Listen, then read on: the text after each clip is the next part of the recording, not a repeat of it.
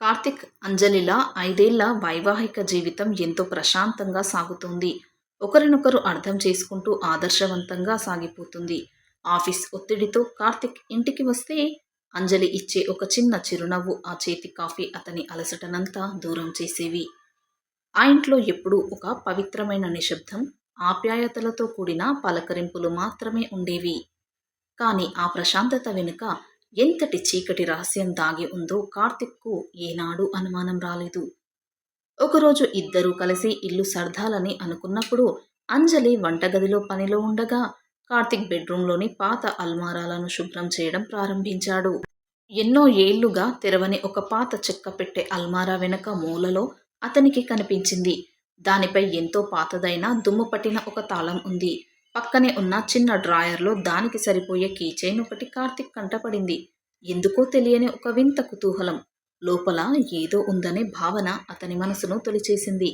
నెమ్మదిగా తాళం తీసి చూడగా అందులో ఎర్రటి బైండింగ్ ఉన్న ఒక పాత డైరీ కనిపించింది. మరియు దానిపై ముత్యాల్లాంటి అక్షరాలతో అంజలి అని రాసి ఉంది. అంజలికి డైరీ రాసే అలవాటుందా? నాతో ఎప్పుడూ చెప్పలేదే అని కార్తిక్ ఆశ్చర్యపోయాడు. భార్య వ్యక్తిగత విషయాల్లో జోక్యం చేసుకోకూడదని అనుకున్నా ఆ క్షణంలో అతని చేతులు ఆ డైరీని తెరిచేందుకే మొగ్గు చూపాయి. మొదటి పేజీ తిప్పగానే 5 ఏళ్ల క్రితం నాటి ఒక తేదీ అతని దృష్టిని ఆకర్షించింది. మరియు అక్కడ రాసి ఉన్న వాక్యాలు చదవడం ప్రారంభించగానే కార్తిక్ ముఖంలోని రంగులు మారిపోయాయి. అతని గుండె వేగం పెరిగింది. కళ్ళల్లో అపనమ్మకం, ఒంట్లో వణుకు మొదలైంది. ఆ కాగితంపై ఉన్న అక్షరాలు సాధారణమైనవి కావు. అవి అతని జీవితాన్ని తలకిందులు చేసే చేదు నిజాలు. ఆ మొదటి పేజీలో 5 ఏళ్ల క్రితం కురుస్తున్న వర్షంలో అంజలి ప్రయాణిస్తున్న కారు వల్ల జరిగిన ఒక ప్రమాదంలో ఒక అమాయకుడు అక్కడికక్కడే ప్రాణాలు కోల్పోయాడని రాసి ఉంది. భయంతో, వణుకుతో ఆమె ఆ విషయాన్ని అక్కడే వదిలేసి పారిపోయి రాగా సమాజంలో ఉన్నత హోదాలో ఉన్న ఆమె తండ్రి కూతురి భవిష్యత్తు నాశనం కాకూడదని ఒక నిరుపేద, అనాథ యువకుడిపై ఆ నేరాన్ని మోపారు. పోలీసులకు లంచమిచ్చి తప్పుడు సాక్ష్యాలు సృష్టించి ఆ అమాయకుడిని జైలుకు పంపించేశారు. ఆ యువకుడి పేరు కార్తిక్ అని చదవగానే అతడి మైండ్ పూర్తిగా బ్లాక్ అయిపోయింది. జైలు శిక్ష అనుభవించి సర్వస్వం కోల్పోయి బయటికి వచ్చిన కార్తికే ఇప్పుడు తన జీవితంలోకి భర్తగా వచ్చాడని, అతనికి తెలియకుండా జరిగిన ఈ అన్యాయానికి ప్రాయశ్చిత్తం చేసుకోవడానికే అతనిపై ఉన్న అపరాధ భావనతోనే తాను ఈ వివాహం చేసుకున్నానని అంజలి ఆ డైరీలో రాసుకుంది. తాను చేయని నేరానికి 2 ఏళ్ల పాటు జైలు గోడల మధ్య తను పడిన నరకం, సమాజం తనను నేరస్తుడిగా చూసినప్పుడు అనుభవించిన ఆవేదన అంతా కార్తిక్కు గుర్తొచ్చింది. జైలు నుంచి వచ్చాక అనాథనైన తనకు అంజలి పరిచయమై దేవతలా ఆదరించి పెళ్లి చేసుకుంటే భాగ్యవంతుడిని అనుకున్నాడు. కానీ ఇప్పుడు తెలిసింది, ఆ ప్రేమ వెనుక ఉన్నది స్వచ్ఛమైన అనురాగం కాదు, కేవలం ఒక అపరాధ భావన, జాలి మాత్రమేనని.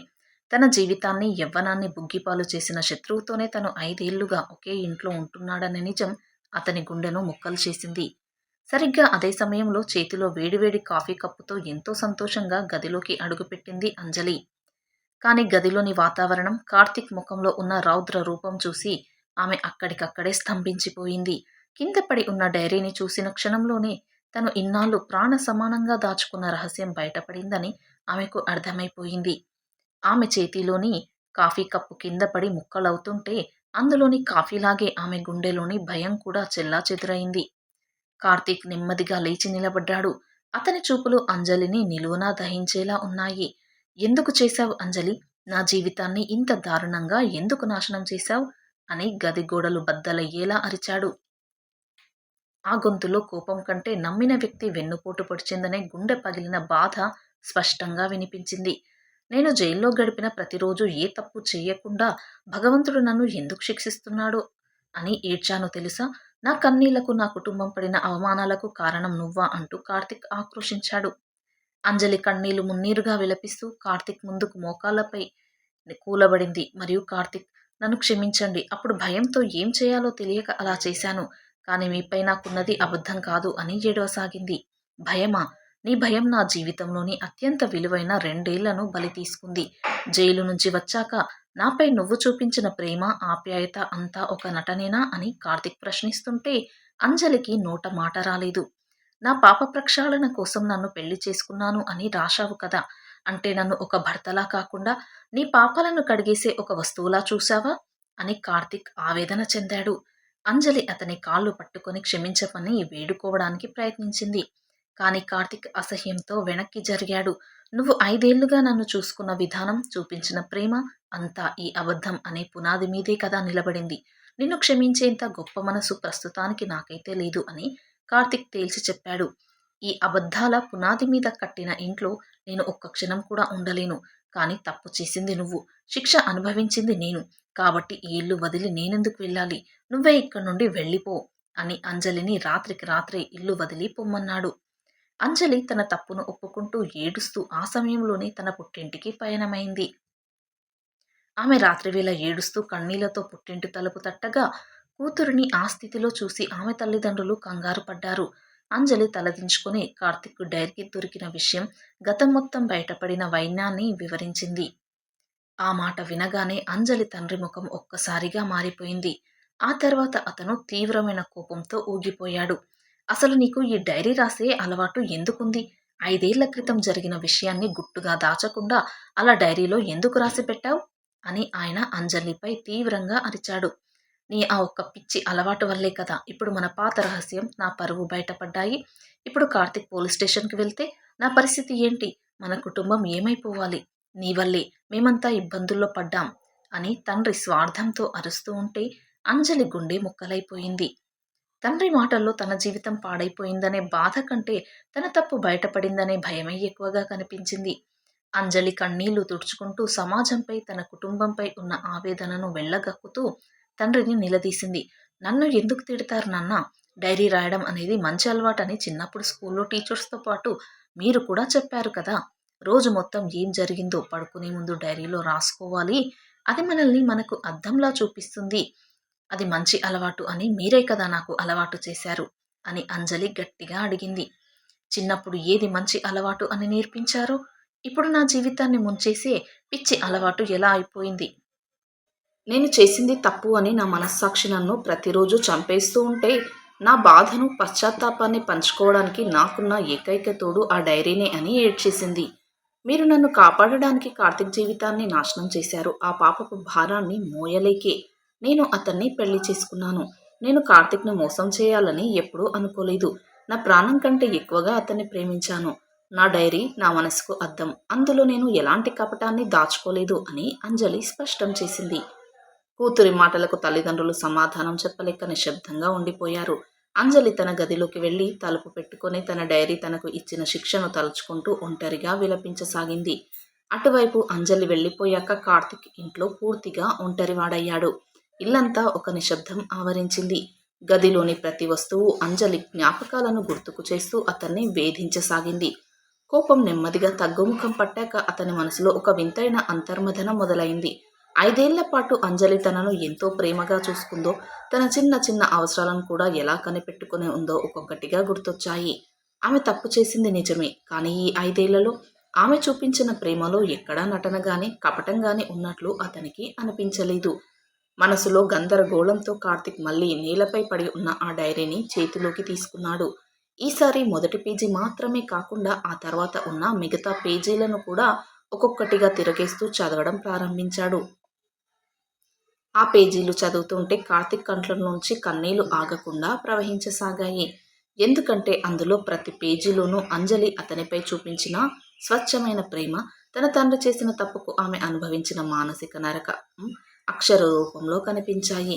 ఈరోజు కార్తిక్కు ఇష్టమైన వంటకం చేశాను. తను సంతోషంగా తింటూ ఉంటే నా పాపం కొద్దిగా కరిగినట్లు అనిపించింది. కానీ తను నన్ను నమ్మినంతగా నేను తనతో నిజాయితీగా ఉండలేకపోతున్నాను అని ఒక పేజీలో రాసి ఉంది. నా తప్పును ఒప్పుకొని జైలుకైనా వెళ్ళడానికి నేను సిద్ధంగా ఉన్నాను. కానీ నేను దూరమైతే కార్తిక్ మళ్ళీ ఒంటరివాడైపోతాడని భయం. నా ప్రాణం ఉన్నంత వరకు అతనికి ఏ లోటు రాకుండా చూసుకుంటాను. భగవంతుడా, నన్ను శిక్షించు, కానీ నా భర్తను ఎప్పుడూ సంతోషంగా ఉంచు అని అంజలి రాసిన ప్రతి మాట కార్తిక్ హృదయాన్ని కదిలించింది.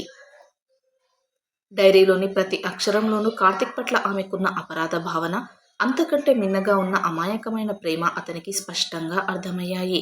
ఆమె డైరీ రాయడం వల్లే ఆమె హృదయంలో తనపై ఉన్నది స్వచ్ఛమైన ప్రేమే తప్ప మోసం కాదని కార్తిక్కి బోధపడింది.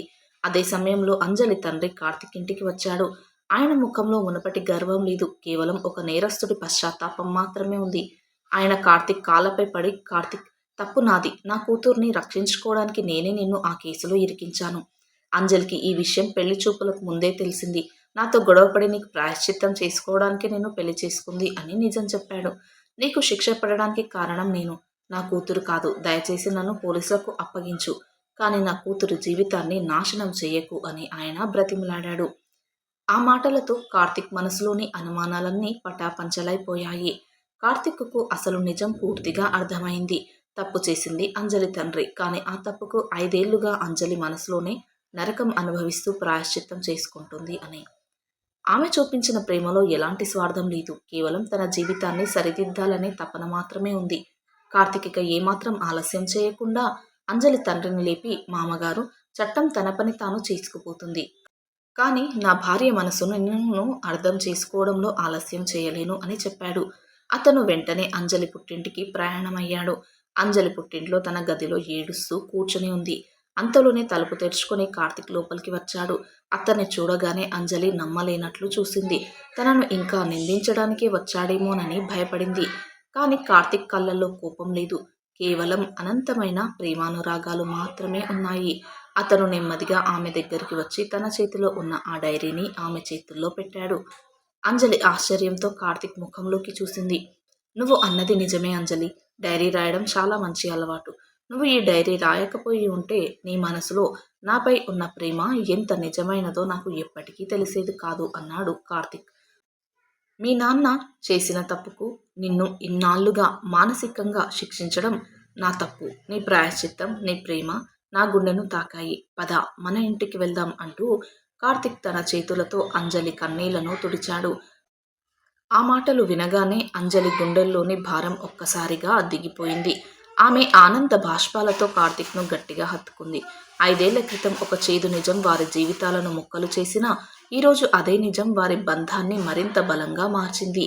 గతంలోని చేదు జ్ఞాపకాలన్నింటినీ ఆ డైరీ పేజీలతో పాటే మూసివేసి వారిద్దరూ ఒకరినొకరు పూర్తిగా అర్థం చేసుకుంటూ సరికొత్త పవిత్రమైన వైవాహిక జీవితాన్ని ప్రారంభించారు. ఆ డైరీ వారి జీవితంలో ఒక తుఫాన్ను తెచ్చినా చివరకు ప్రేమ అనే ఇంద్రధనస్సును మిగిల్చింది.